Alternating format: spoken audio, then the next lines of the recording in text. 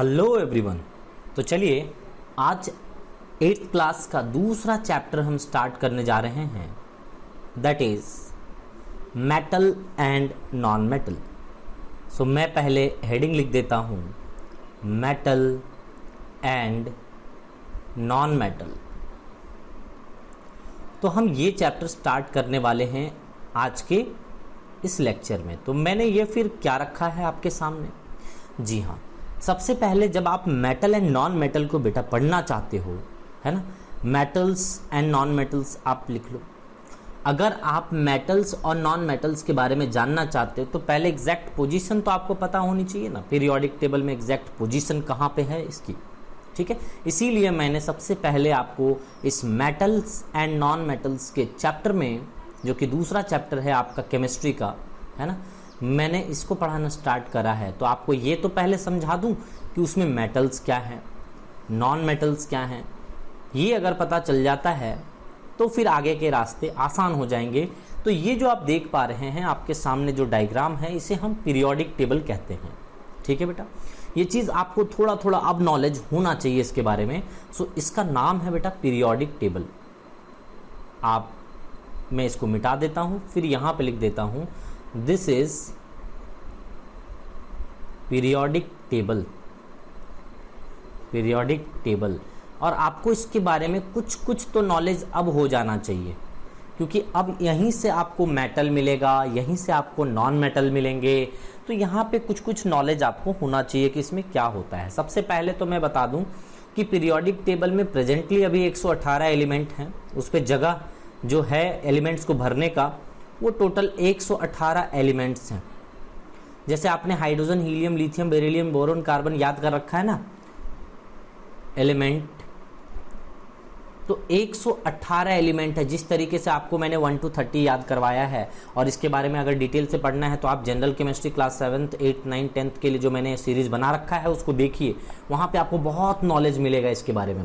तो टोटल पूरे periodic table में अगर टोटल एलिमेंट्स को जो आप यहाँ पे देख पा रहे हैं इस टेबल में, अगर इसमें काउंटिंग करना स्टार्ट करेंगे तो आपको टोटल 118 एलिमेंट मिलेगा। आप देख सकते हैं ये टोटल 118 मैक्सिमम है यहाँ पे, ठीक है। इससे ज़्यादा एलिमेंट नहीं है पीरियोडिक टेबल में, उससे ज़्यादा स्पेस नहीं है। टोटल ब्लॉक है बेटा यहाँ पे 4, S, P, D, F, इनको हम कहते हैं ब्लॉक। 4 ब्लॉक हैं। जैसे बेटा आप अगर किसी सोसाइटी में रहते हैं, उस सोसाइटी में कहते हो ना ये A ब्लॉक है, वो B ब्लॉक है। बड़े बड़े सोसाइटी में जब आप जाते हैं तो ऐसे ब्लॉक वाइज बटा हुआ रहता है, ठीक है। तो आप अगर यहाँ पे देख पा रहे हैं गौर से, तो ये वाला जो पोर्शन आपको दिख रहा है यहाँ से, ये वाला पोर्शन यहाँ से लेकर के यहाँ तक, दिस वन, ये पूरा नीचे तक यहाँ तक बेटा, ये यहाँ तक, ये पूरा का पूरा S ब्लॉक है, ठीक है। और ये जो आप देख पा रहे हैं ये वाला लाइन, यानी कि इस जगह से लेकर के, यानी कि यहाँ से अगर मैं बात करूँ तो इस जगह तक के जो है उसको हम D ब्लॉक कहते हैं। ये पूरा क्या हो गया S ब्लॉक। ये पूरा का पूरा ऊपर जो देख पा रहे हैं आप, है ना, ये पूरा बिल्डिंग जो दिख रहा है आपको पूरा, वो S ब्लॉक है। और ये वाला जो पूरा दिख रहा है यहाँ से लेकर के यहाँ तक, यानी कि ये वाला पूरा आप कवर कर दीजिए इस तरीके से यहाँ तक, ये वाला, है ना, ये नीचे तक, यहाँ जहाँ तक हमने ये वाला टिक करा है, ठीक है। तो ये पूरा क्या हो जाएगा D ब्लॉक। ये वाला जो एलिमेंट्स आपको बीच में दिख रहे हैं इनके, ये D ब्लॉक। ये वाला ब्लॉक जो है यहाँ से लेकर के यहाँ तक, ये वाला पूरा एलिमेंट कहलाता है P ब्लॉक, देख रहे हो। तो ये पूरा यहाँ से लेकर के यहाँ तक, पूरा यहाँ से लेकर के यहाँ तक, ऊपर से लेकर के नीचे तक, ये पूरा ब्लॉक जितने एलिमेंट्स हैं यहाँ पे, ये है बेटा अपना P block. So this is your P block, this is your D block and this is your S block. और नीचे जो पड़ा हुआ आपको यहाँ पे 2 दिख रहे हैं, एक तो लेंथेनाइड और ये एक्टिनाइड्स जो सीरीज दिख रहा है ना, इसको हम बेटा कलेक्टिवली F ब्लॉक कहते हैं। तो टोटल पूरे पीरियोडिक टेबल में क्या है, F ब्लॉक है, यानी कि टोटल ये 4 ब्लॉक हैं total, S, P, D, F, this are the blocks, okay. तो यहाँ पे 4 ब्लॉक आपने पढ़ लिया। उसमें से आप अगर देखेंगे तो S है ना, देन D, देन F, ये पूरा का पूरा ही मेटल से भरा हुआ है बेटा, पूरा का पूरा एलिमेंट मेटल से भरा हुआ है पूरा, एक्सेप्ट हाइड्रोजन। हाइड्रोजन को छोड़ दीजिए इतने में से, एक्सेप्ट हाइड्रोजन, हाइड्रोजन को बस छोड़ दीजिए तो ये पूरा का पूरा पीरियोडिक टेबल आप देख रहे हैं एस डी एफ, ये वाला पूरा एस है ना, डी ये वाला पूरा एंड एफ ये वाला पूरा नीचे वाला, ये पूरा का पूरा क्या है बेटा, मेटल है एक्सेप्ट हाइड्रोजन। तो हाइड्रोजन क्या है सर, हाइड्रोजन जो होता है बेटा वो नॉन मेटेलिक गैस होता है, इसको हम गैसेस स्टेट में लेकर के रखते हैं। सो नॉन मेटेलिक गैस कह सकते हैं, नॉन मेटेलिक है ना गैस, तो ये होता है बेटा। अब यहाँ पे हम पी ब्लॉक की बात करें, लास्ट में हम पी ब्लॉक की बात करें तो पी ब्लॉक इंडिया के तरह है, यानी कि पी ब्लॉक आप भारत मान के चल सकते हो। कहने का मतलब क्या है कि पी ब्लॉक में हर तरह के एलिमेंट रहते हैं, यहाँ पे मेटल भी रहते हैं, ठीक है, यहाँ पे नॉन मेटल भी रहते हैं, ठीक है, ये नॉन मेटल भी रहते हैं, यहाँ पे मेटलॉइड्स भी रहते हैं।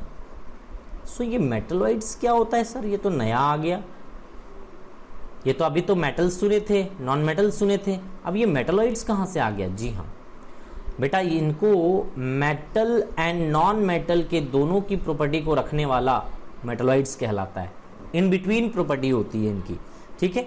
तो आपको इस पीरियोडिक टेबल में पी ब्लॉक में देखना भी पड़ेगा, ये जो पी ब्लॉक है ये भारत है। भारत में क्यों कह रहा हूँ, क्योंकि हर जाति प्रजाति के लोग, हर तरह के डिफरेंट लोग यहाँ पे रहते हैं, गैसियस भी रहते हैं है ना, मेटल भी रहते हैं, नॉन मेटल भी रहते हैं, मेटलॉइड्स भी रहते हैं। सो ये इतने वेराइटी हैं यहाँ पे, तो वेराइटी है तो यहाँ पे मज़ा आने वाला है भैया, फिर बिल्कुल मज़ा आने वाला है, इसीलिए यहाँ पे बहुत ज़्यादा वेराइटी है। तो यहाँ पे हम कहते हैं बेटा देखो मेटल कौन से हैं जो आपको इस कलर से दिख रहे हैं नीचे वाले, ये सारे, पहले मैं मेटलॉइड्स को दिखाना चाहूँगा। मेटलॉइड्स का मतलब क्या बेटा, जो दोनों के बीच की प्रॉपर्टी को शो करता हो, इन बिटवीन जिसकी प्रॉपर्टी होती हो। जैसे एनसीईआरटी के अकॉर्डिंग मैं ये एनसीईआरटी का पीरियोडिक टेबल लेके रखा हूँ बेटा, इसमें कोई आपको आगे चल करके जो पढ़ोगे वो यही पढ़ना है आपको। तो एनसीईआरटी में जो मेटलॉइड्स दे रखे हैं वही आपको याद रखने हैं, that is silicon, germanium, arsenic, antimony, tellurium, polonium and astatine. ये बेटा टोटल आपको 7 दिख रहे हैं। तो यहाँ पे अगर मैं मेटलॉइड्स की बात करूँ तो मेटलॉइड्स हो जाएंगे 7। अब कहीं कहीं आपको ना पढ़ा दिया जाता है कि बोरोन भी मेटलॉइड्स होते हैं, ठीक है, वो गलत नहीं पढ़ा रहे हैं। एक्चुअली होता क्या है बेटा, मेटलॉइड्स हम देखिए, हम एनसीईआरटी के अकॉर्डिंग चल रहे हैं, मैं इसीलिए स्टिक हूँ इस पे कि 7 मेटलॉइड्स हैं और वो 7 मेटलॉइड्स यही हैं। यहाँ पे मैं बोरोन को मेटलॉइड्स की तरह कंसिडर नहीं कर रहा हूँ, बट कुछ बुक्स जो होती हैं वो मेटलॉइड्स के तरह बोरोन को ट्रीट करती हैं। क्यों? क्योंकि उनके बहुत सारे रिएक्शंस आगे चल करके जब आप 11th-12th में जाओगे तो आपको बहुत सारे रिएक्शन मेटलॉइड्स के साथ, मतलब मेटलॉइड्स के जैसा बिहेव करता हुआ आपको बोरोन दिखता है। बट एनसीईआरटी को ऐसा लगता है, अकॉर्डिंग टू एनसीईआरटी, कि ये जितने मेटलॉइड्स को प्रॉपर्टी होनी चाहिए उतनी इन बिटवीन प्रॉपर्टी मेटल और नॉन मेटल का नहीं होता है बोरोन के पास में, तो उन्होंने नहीं रखा है। और हम ब्लाइंडली फॉलो करते हैं किसको, एनसीईआरटी को, क्योंकि जितने भी सिलेबस हैं, कोई भी एग्जाम की आप प्रिपरेशन करें, आपका सिलेबस सीबीएसई होता है बेटा, यानी कि सीबीएसई कहने का मतलब एनसीईआरटी जो उसके द्वारा जो चलता है, तो यहाँ पे एनसीईआरटी जो सिलेबस होता है वही हम फॉलो करते हैं। तो हम यहाँ पे मेटलॉइड 7 याद रखेंगे और इसी को याद रखेंगे ताकि ये लाइफ टाइम आपको आगे तक काम आए, सिर्फ 8th तक नहीं, ये आगे चल के भी काम आना चाहिए। नेक्स्ट, अब यहाँ पे अगर हम बात करें बेटा कि ये हो गया मेटलॉइड्स, जो ऊपर दिख रहे हैं इस कलर वाले, ये कलर वाले जो दिख रहे हैं आपको, ये आपको हम बोलेंगे अलग कलर से, इसको बता देता हूँ मैं, डिफरेंट कलर इसको दे देता हूँ। तो ये जो कलर्स आपको दिख पा रहे हैं, ये वाले, दिस वन, ये सारे के सारे बेटा नॉन मेटल्स हैं। क्या हैं? नॉन मेटल्स हैं। तो आप देख सकते हैं टोटल 11 नॉन मेटल्स यहाँ पे आपको दिखेंगे बेटा। कितने दिख रहे हैं? नॉन मेटल जो हैं, नॉन मेटल, वो टोटल आपको कितने दिखे बेटा? 11। अब नेक्स्ट बात कर लेते हैं। तो नेक्स्ट कलर से हम दूसरी तरह से, यहाँ नीचे जो दिख रहा है आपको ये वाले, ये बेटा मेटल हैं, एल्यूमिनियम, गैलियम, इंडियम, थैलियम और टीन, इस तरीके से टीन, लीड, है ना, ये सब कुछ आपको दिमाग में बेटा ये देख रहे हो आप, देखिए तो आपको नहीं लग रहा है कि मेटल और नॉन मेटल के बीच में है ये, इसीलिए हम इसको मेटलॉइड्स कहते हैं, और इसकी डेफिनेशन भी यही है कि इन बिटवीन प्रॉपर्टीज इसकी रखे, तो मेटल और नॉन मेटल के बीच में ये रह रहा है, इसीलिए हम इसको कह दिए कि ये मेटलॉइड्स हैं। दोनों के बीच के प्रॉपर्टी रखने वाले को मेटलॉइड्स कहते हैं। और उसके नीचे, मेटलॉइड्स के नीचे क्या है पी ब्लॉक में? मेटल है।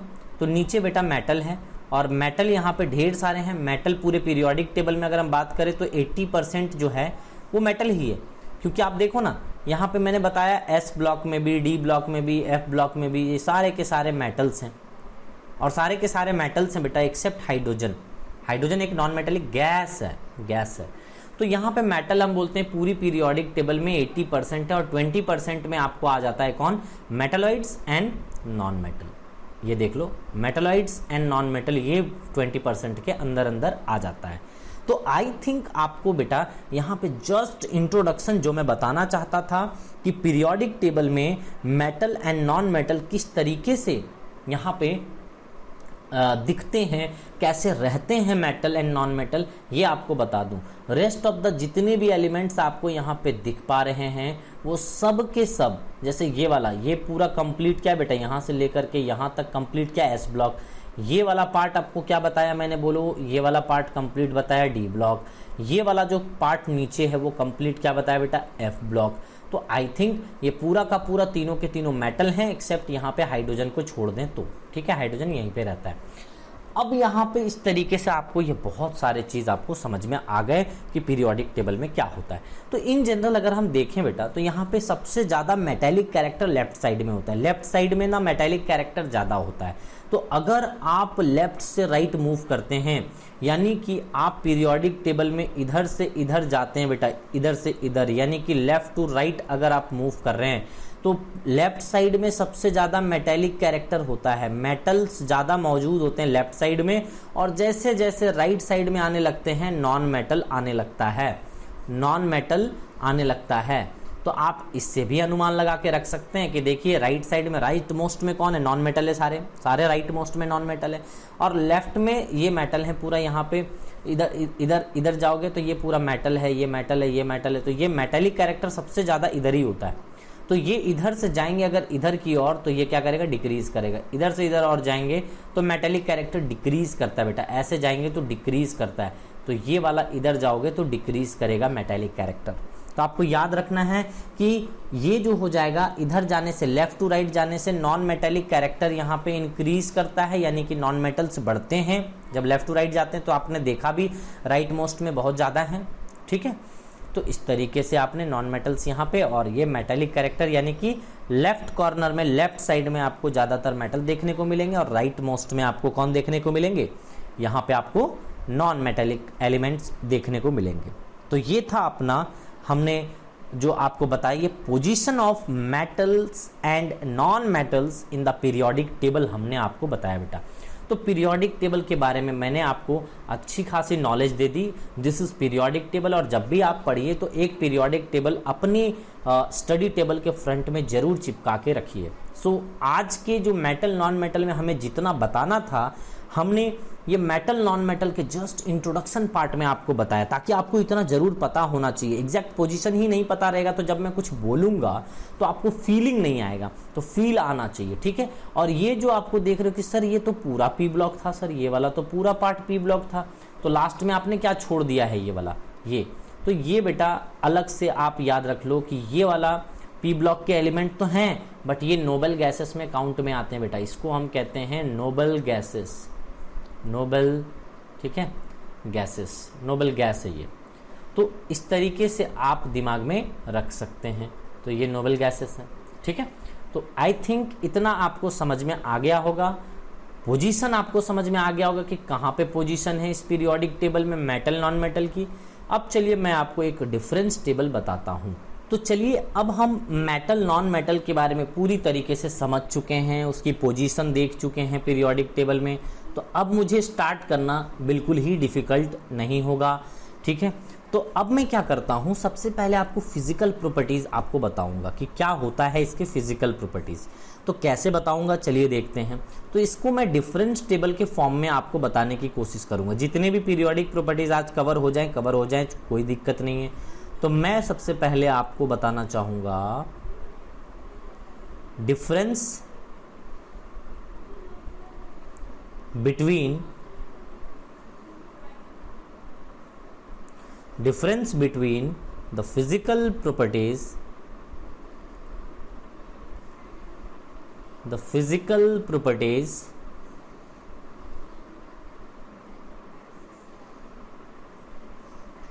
of metal and non-metal, of metal and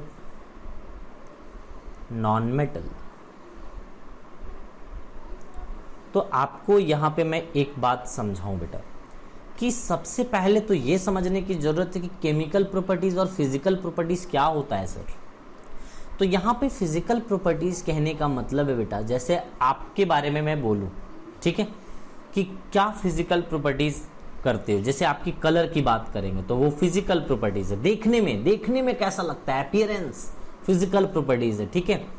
उसकी वजन कितनी है, फिजिकल प्रॉपर्टीज है, ठीक है। उसकी स्टेट क्या है, सॉलिड में है, लिक्विड में है, गैस में है, ये फिजिकल स्टेट है। अच्छा, चमकदार है क्या, वो लस्टरस है क्या, फिजिकल प्रॉपर्टीज है, ठीक है। मेल्टिंग पॉइंट, बॉइलिंग पॉइंट, ये सब कुछ फिजिकल प्रॉपर्टीज है बेटा। डेंसिटी की बात कर लें वो फिजिकल प्रॉपर्टीज है। इसकी डक्टिलिटी की बात कर लें वो फिजिकल प्रॉपर्टीज है। मेलिबिलिटी की बात करें वो फिजिकल प्रॉपर्टीज है। उसके हम कंडक्शन की बात कर लें, हार्डनेस की बात कर लें, सोनोरिटी की बात कर लें, तो ये सब कुछ जो अभी हमने नाम लिया वो सब कुछ बेटा फिजिकल प्रॉपर्टीज है। तो सर केमिकल प्रॉपर्टीज में क्या छोड़ा आपने, सब तो बोल ही दिया आपने। तो बेटा केमिकल प्रॉपर्टीज मतलब केमिकल रिएक्शन जितना करता है ना, दैट इज केमिकल प्रॉपर्टीज, और वो अभी हम नहीं देख रहे। हम सबसे पहले फिजिकल प्रॉपर्टीज को कवर करेंगे एंड देन केमिकल प्रॉपर्टीज को कवर करेंगे। सो हम अभी केमिकल रिएक्शन के बारे में नहीं जानने वाले हैं। तो जितने भी तरह के रिएक्शन करते हैं वो केमिकल रिएक्शन, आपके चारों ओर बहुत सारे रिएक्शन दिन रात होते रहते हैं, बट आप गौर नहीं करते। आप मेटल नॉन मेटल की रिएक्शन कैसे होती है, वाटर से, एयर से, एसिड से, बेस से, है ना, ये सबसे मैं रिएक्शन करा के आपको दिखाऊंगा, that is chemical reaction. Okay, so अभी हम कौन सी प्रॉपर्टीज को जानने वाले हैं बेटा, फिजिकल प्रॉपर्टीज को हम जानने वाले हैं। तो चलिए स्टार्ट करते हैं। तो सबसे पहले मैं एक ट्रिक बताना चाहूंगा, और टेबल हम नेक्स्ट क्लास में पढ़ेंगे। पहले मैं ट्रिक बताऊं तो ट्रिक से याद हो जाएगा कि अच्छा इतने प्रॉपर्टी, लो फट से याद हो जाएगा आपको। जैसे यहां पे मैं बोलूं कि सल्लू, है ना, सल्लू मतलब कौन है बेटा, सलमान खान। नो डाउट अभी सुशांत सिंह राजपूत के मर जाने से, मतलब उनके गुजर जाने से सल्लू जी को तो पूरी ही हालत ख़राब कर दी है जनता ने। तो सल्लू से मैं पूछता हूं कि सल्लू, मैं बॉम्ब सोहा को दे दूं, सोहा को दे दूं, है ना बेटा। ऐसा देखो यहाँ पे, इसको मिटा देता हूं तो ज्यादा बेहतर होगा। देखो दे दूं, तो यहां पे देखो, सल्लू मैं बॉम्ब सोहा को दे दूं, ब्लास्ट हो जाएगी। अरे भैया सल्लू जिसे लोग ब्लेम कर रहे हैं कि ये एक मतलब क्या है, बहुत बड़ा डॉन है, फिल्म इंडस्ट्री का डॉन है, तो डॉन है तो भैया किसी को भी बॉम्ब दे के मरवा सकता है वो। तो सल्लू से वही पूछ रहा हूं कि सल्लू मैं बॉम्ब सोहा को दे दूं। उसने दिए हैं पैसे कुछ देने के लिए कि भैया इतने पैसे लो और उसको जाकर के बॉम्ब दे दो। तो बोले ठीक है सर। तो सल्लू मैं बॉम्ब सोहा को दे दूं। तो देखिए यहां से क्या क्या आपको दिमाग में आएगा। सल्लू मतलब क्या हो गया, यहां पे देखिए ये एस से क्या हो गया बेटा, SLU, सल्लू, मैं ME, this is bomb, Sallu मैं बॉम्ब, ठीक है, सोहा को दे दूं, दे दूं।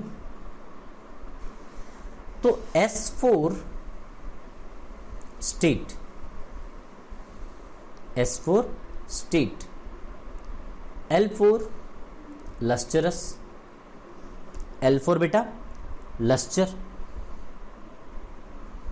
ठीक है। नेक्स्ट ME4 मेलिबिलिटी, ME के क्या मतलब है? मेलिएबिलिटी।